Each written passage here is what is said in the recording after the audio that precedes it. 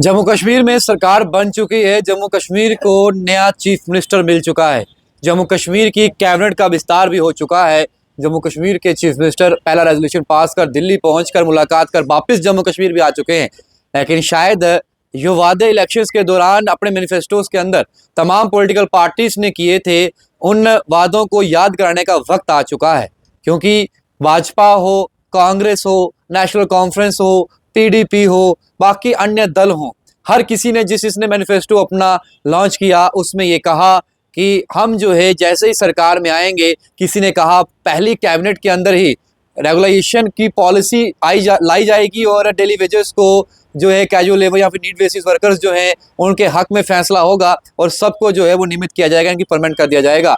लेकिन सरकार भाजपा की नहीं आई, सरकार आई नेशनल कॉन्फ्रेंस की। उन्होंने भी अपने मैनिफेस्टो में बड़े बड़े अक्षरों में ये चीज़ लिखी थी कि इनके साथ जस्टिस होगा और डिलीवर जो है जस्टिस किया जाएगा। लेकिन सवाल ये है कि सरकार बनने के बावजूद भी अभी तक जो है किसी प्रकार की ना कोई मुलाकात, ना कोई कॉल, ना कोई ऐसी कोई इनपुट या फिर खबर जो है हमारे पास आई है कि डेली वेजर्स के लिए जो है कोई राहत वाली खबर जो है वो आने वाली है। हमारे साथ बातचीत करने के लिए पीएचई एम्प्लॉइज यूनाइटेड फ्रंट के मेंबर्स यहाँ पर हैं। राजेंद्र सिंह ताज जी उनके पूरे साथी यहाँ पर मौजूद हैं। इनसे हम बातचीत करेंगे कि किस तरीके से देखते हैं सरकार गठन होने के बाद जो आशा की किरण नजर आ रही है, क्या वाकई में वो आशा की किरण जो है इनके जीवन के अंदर रोशनी लाएगी या फिर इंतजार जो है कि इंतजार की घड़ियां जो है वो लंबी हो जाएंगी।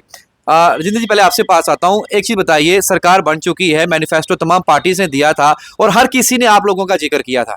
किसी ने कहा हम रेगुलेशन करेंगे, किसी ने कहा पहली कैबिनेट में ही कर देंगे, किसी ने कहा कि ऐसे करेंगे, किसी ने कहा वैसे करेंगे। लेकिन सरकार जिसकी बनी है, लगता है कि क्या वो सीरियस हैं, पॉलिटिकल पार्टी सीरियस हैं आपको लेकर, आपके मसले को लेकर पिछले कई सालों से लटक रहा है? शुभम जी, आपका और तमाम social media, electronic print media का जम्मू कश्मीर का शुक्रिया कि जो हमारी एजिटेशन 2 साल 4 महीने से लगातार चल रही है, इसको इतनी कवरेज मिली कि हर एक पॉलिटिकल पार्टी को मजबूरी में समझ लीजिए या खुशी से कह लीजिए या उनकी ज़रूरत बन गई इस मुद्दे को अपने मैनिफेस्टो में रखना जरूरी समझा।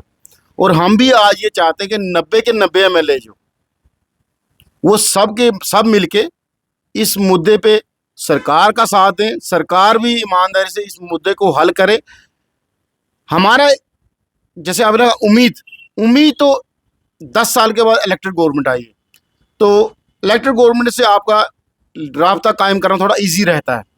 तो हम यही उम्मीद करेंगे जो नए लोग बने हैं सरकार में, जैसे जावेद राना साहब हमारे मंत्री बने हैं, तो हम उनसे भी उम्मीद करेंगे, चीफ मिनिस्टर साहब से उम्मीद करेंगे कि खासकर उमर साहब को, ये ज़िंदगी में कई पॉलिटिकल लीडरों को बहुत कम होता है कि उनको दोबारा जो एक काम उन्होंने अधूरा छोड़ा या उनसे काम रह गया या उनसे गलती हो गई, वो काम दोबारा करने का मौका उनको दोबारा ऊपर वाले ने दिया है। 2014 में कैबिनेट साहब कमेटी ने, जिसके राठौर साहब चेयरमैन थे, श्यामला शर्मा जी उसके मेंबर थे, वो कमेटी की रिपोर्ट जो थी कि जिसको 10 साल हो जाएंगे उसको SRO 64 के बेनिफिट दिए जाएंगे। तो आज मौका है नेशनल कॉन्फ्रेंस को पहली कैबिनेट में उस कमेटी की रिपोर्ट को इम्प्लीमेंट किया जाए। जिनको भी 10 साल होंगे उनको SRO 64 के बेनिफिट दिए जाए और जो रह जाएंगे उनको उनकी वेजेस इन्हांस करके एक रिलीफ दी जाए। जो हमें 30 साल से हम लगातार इस शोषण का शिकार हो रहे हैं। हम पिछली बातों पे नहीं जाते। सरकार है, सरकार बनने की मुबारकबाद भी देते हैं हम उनको, लेकिन मुबारकबाद के साथ साथ हमारी थाली खाली है, उस थाली को भरा जाए। हमारे बच्चे, कई साथियों के बच्चे स्कूलों से निकाले जा चुके हैं कि फ़ी नहीं दे सकते या वो बच्चों को इस 9000 में पढ़ा नहीं सकते। 9000 में शुभम जी एक आदमी का घर चल सकता है, सिर्फ एक आदमी अपना, एक परिवार 9000 में नहीं चलता। तो ये सारी बातें कई टीवी चैनलों पे डिबेट भी हुई है। नेशनल कॉन्फ्रेंस लोग बैठे थे, बीजेपी के लोग बैठे थे, उन्होंने, बीजेपी के चंद्रमोहन गुप्ता जी भी थे, उन्होंने कहा जी इस मुद्दे पे डेली कैजुअल डिलीवरी के मुद्दे पे हम सरकार के साथ हैं।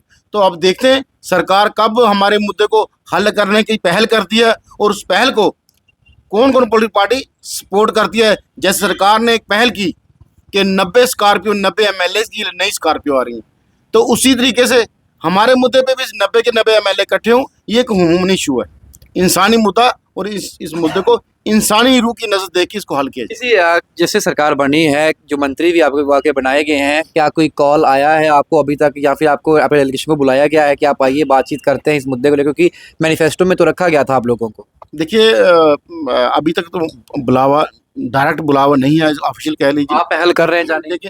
लेकिन हम पहल क्यों नहीं करेंगे? हम हर उस दरवाजे पे जाएंगे जहां हमें 1% भी उम्मीद होगी कि इस दरवाजे से हमें इंसाफ मिलने की उम्मीद है। ऐसे तो नेशनल कॉन्फ्रेंस स्पोक्स पर्सन या सरकार के तमाम मिनिस्टर्स कह रहे गए कि ये मुद्दा जेन्युइन है, हम इसको जल्दी एड्रेस करेंगे। तो एड्रेस किस शक्ल में करने, एड्रेस करने के बड़े तरीके हैं, लेकिन हमारी जो है वो एक ही डिमांड है कि जो 2014 में कैबिनेट सब कमेटी रिपोर्ट दी है कि जिसको भी 10 साल हो जाएंगे उसको SRO 64 के बेनिफिट दिए जाएंगे। तो देख लीजिए, जिन जिनको 10 साल हो गए उनको SRO 64 के बेनिफिट दे दिया जाए। कोई बड़ी बात नहीं है, अगर एक 1-2 में 90 स्कॉर्पियो आ सकती है MLA के लिए, अच्छी बात है। उनको मकान भी नहीं दीजिए, लेकिन हमारे लिए भी सोचिए कि हम लोगों का क्या ये लोग डेली वेज का, अगर सरकार को लोगों को साफ स्वच्छ पानी पिलाना है, लोगों को 24/7 सर्विस चाहिए, सरकार को हमारी 24 घंटे ड्यूटी चाहिए, तो हमारे कुछ ना कुछ हमारे लिए भी तो सरकार को करना पड़ेगा। कोई बड़ी बात नहीं है, ये मुद्दा एक छोटा मुद्दा था जिसको 5 अगस्त 2019 के बाद बड़ा बना दिया गया। जो बेनिफिट हमें मिल रहे थे वो भी रोक दिए गए, चाहे SR 520 था, वो उससे बेजी इन्हांस हुई थी। वो आपने बहुत बार प्रोग्राम किया, आप भी जानते हो, लेकिन आज की डेट में वो भी इन्होंने गोल मोड़ करके रख दिया है LG प्रशासन ने। तो हम ये उम्मीद करेंगे नया जो पॉलिटिकल सेटअप आया है, ये इस चीज़ को समझे कि कैजुअल डेली वेज के बगैर, पानी के बगैर अगर जीवन नहीं है, तो कैजुअल डेली वेज के बगैर भी ये डिपार्टमेंट नहीं चल सकता। आपसे मैं एक चीज़ जानता हूँ, ये जो मुद्दा है आपका, मुझे लगता है कि ये एक ऐसा मुद्दा है, जब भी ये रेजोल्यूशन चाहे असेंबली के अंदर आए, चाहे इसको बिल की फॉर्म में लाया जाए, वहाँ पर प्रस्ताव इसका रखा जाए, तो मुझे लगता है ये पहला एक ऐसा मुद्दा होगा जो पहले ही बार में जो है वो पास हो जाएगा, क्योंकि बीजेपी भी इस पर सहमत है, नेशनल कॉन्फ्रेंस भी इस पर सहमत है, कांग्रेस भी सहमत है, और कोई ऐसी पॉलिटिकल पार्टी नहीं होगी जो इसके लिए जो है मना करेगी या एतराज़ जो है होगा। लेकिन क्या लगता है कि डिले किस चीज़ के लिए किया जा रहा है? हालांकि असेंबली 4 तारीख को लगनी है पहले। बहुत बहुत शुक्रिया आपका। हमें तो बहुत खुशी है कि ये 10 साल के बाद एक हमारे जम्मू कश्मीर में एक जमहूरियत आई है, तो उसमें एक असेंबली लगेगी। उसमें जो लोगों के साथ इन्होंने जो वायदे किए हैं, जो इन्होंने अपने मैनिफेस्टो में रखा हुआ है, तो उसके ऊपर ये कितना खरा उतरते हैं, ये तो अभी आने वाला वक्त ही है। जो अभी वक्त ज़्यादा भी नहीं है, 5-6 दिन रह गए हैं, असेंबली बैठेगी।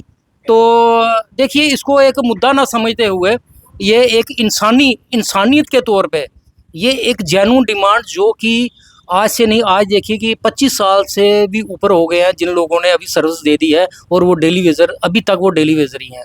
आप मुझे बताइए कि ये कहाँ का इंसाफ है कि एक मात्र 9,311 रुपये पर डे के ऊपर आज की डेट में, आज ये 90 MLA बन रहे हैं, इनको पूछे कि क्या 9300 रुपये में क्या किसी का परिवार चल सकता है? क्या वो अपना मेडिसिन पूरी कर सकता है? क्या वो अपने बच्चों की पढ़ाई पूरी कर सकता है? तो अब ये इन चीज़ों को मद्देनज़र देखते हुए आप इतने इतने बड़े प्रोजेक्ट ला रहे हो जम्मू कश्मीर में। हमें बहुत खुशी है कि हमारे जो बच्चे जब आगे निकलेंगे, जब बड़े होके, तो बड़े क्या, अब जवान हो गए, कुछ तो शादी के लायक हो गए हैं, तो उनको एक अच्छी ज़िंदगी मिलेगी। लेकिन उस अच्छी ज़िंदगी के लिए एक पैसा जो है वो बहुत ज़रूरी है। तो आप ये गवर्नमेंट देख लीजिए कि एक अभी रिसेंटली अभी इनका जो क्या कहते हैं, अभी मैं आपको लेटेस्ट बता दूं, 25 तारीख को परमानेंट एम्प्लॉयज़ की जो तनख्वाह है वो ट्रेडिस में पहुंच चुकी है। डेली वेजर जो कि एक 311 रुपये दिहाड़ी से 9,000 रुपया जो लेना है, पहली तारीख को इनको जो है परमानेंट्स को जो है तनख्वाह मिल जाएगी। पहली तारीख से मुझे लगता है कि 31 में इनके खाते में आ जाएगी। लेकिन डेली वेजर को मुझे नहीं लगता है कि 10 तारीख या 11 तारीख से पहले तनख्वाह उनके पास आएगी। अब ये भी एक देखिए ना कितना बेइंसाफ़ी है डेली वेजरों के साथ। तो हम तो अपनी जद्दोजहद, आपने देखा कि 2 साल और 40 महीने हो गए हैं, हमने अपनी जो है डिमांड्स को, जो सरकार, जो भी सरकार आई, लेकिन मैं इतना समझता हूँ कि अब जो जम्मू कश्मीर के अंदर जो सरकार बनी है, जो हमारे जम्मू के जो 29 नुमाइंदे चुन के आए हैं, और कश्मीर से जो NC की गवर्नमेंट चुन के आई हुई है, ये दोनों एक तरफ से दोनों तरफ पावरफुल हैं। वहाँ से कश्मीर में NC पावरफुल है, यहाँ जम्मू में BJP पावरफुल है, और साथ साथ में BJP सेंटर में भी पावरफुल है। अब हमें ये देखना है कि इस मुद्दे को ये मुद्दा बनाते हैं कि जहाँ इसका हल निकालते हैं। अब तो राह मुश्किल नहीं, अब तो राह और आसान होगी, क्योंकि चीफ मिनिस्टर समिति ऑलरेडी बढ़ चुके हैं। डॉक्टर फारूक अब्दुल्ला जी ने कई बार स्टेटमेंट आपको लेकर दिया और कहा है कि नहीं, इनका काम हम करेंगे, सरकार आते ही युवाओं के लिए, डेली वेजर्स के लिए हम रास्ते खोल देंगे। देखिए, अब इन्होंने जो मैनिफेस्टो में लिखा हुआ था कि उसमें, अभी मैं कल भी पढ़ रहा था, अखबार में आया हुआ था, और कुछ न्यूज़ चैनल भी बोल रहे थे कि 12 सिलेंडर और 200 यूनिट बिजली फ्री। मैं कहता हूं कि ये सभी लोगों के लिए ये होगा ना, अमीर से अमीर भी इसका लाभ उठाएगा और गरीब से गरीब भी इसका लाभ उठाएगा। लेकिन हम गरीब होके, डेली वेजर होके, हम इनके आगे एक ही डिमांड करते हैं, आप हमें ना फ्री में बिजली दीजिए और ना ही हमें मुफ्त सिलेंडर दीजिए। लेकिन जो एक मेहनताना बनता है, जो कि एक परमानेंट अगर 80-90 हज़ार रुपये तनख्वाह लेके जो काम वही डेली वेजर 9,000 रुपये में कर रहा है, तो क्या इनका फ़र्ज़ नहीं बनता है कि उसको उस लेवल पे लाया जाए? तो इनको क्या ज़रूरत है हम क्यों भीख मांगेंगे? मैं कहता हूं कि सरकार को सबसे पहले ये जो लोग हैं, इसको उस दायरे तक पहुंचाइए कि इनको जरूरत ही नहीं पड़े फ्री की।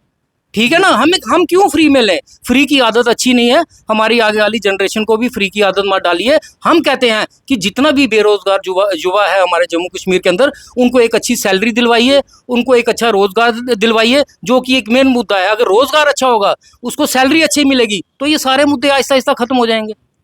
तो जिस तरीके से जो एसआरओ की मांग की जा रही है, आज भी दर्शकों को बताना चाहूँगा कि वही डिमांड्स के साथ आप उनके पास जा रहे हैं कि जो एसआरओ की डिमांड कर रहे हैं, जो पेंडिंग बेचिस पड़े हुए हैं, जो आज आपके साथ इस दुनिया में भी नहीं है, उनको लेकर वो चीज़ें जो हैं वो क्लियर की जाएँ। शुभम जी, हमारी डिमांड पहले दिन से कह लीजिए कि 2018 में जब हमने ये पीएचई एम्प्लॉय यूनाइटेड फ्रंट बनाया, हमारी डिमांड यही थी कि पहले तो 18 में हमारी वेजेस साल की एक आ रही थी, तो प्रोटेस्ट प्रोग्राम जब 2022 में शुरू हुआ तो आप 12 वेजेस मिल रही, वेजेस कंटिन्यू होगी। लेकिन बड़ा मुद्दा है रेगुलाइजेशन का, बड़ा मुद्दा है सोशल सिक्योरिटी का, बड़ा मुद्दा है शोषण खत्म हो।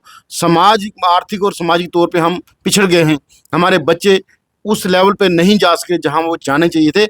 हमारा जो पहला मुद्दा है SRO 64 के सारे बेनिफिट दिए जाए तमाम कैजुअल डेली को। उसके बाद जो पेंडिंग वेजेस हमारी है 450 करोड़ की शक्ल में जम्मू की और 150 करोड़ के करीब कश्मीर की है, ये 1-2 में दी जाए। उसके अलावा जो साथी 60 साल का रिटायर हो घर चला गया, उसको उसके सारे पैसे दिए जाएं और उसको रेगुलाइजेशन का बेनिफिट दिया जाए, तो उसको पेंशन सारे बेनिफिट दिए जाए।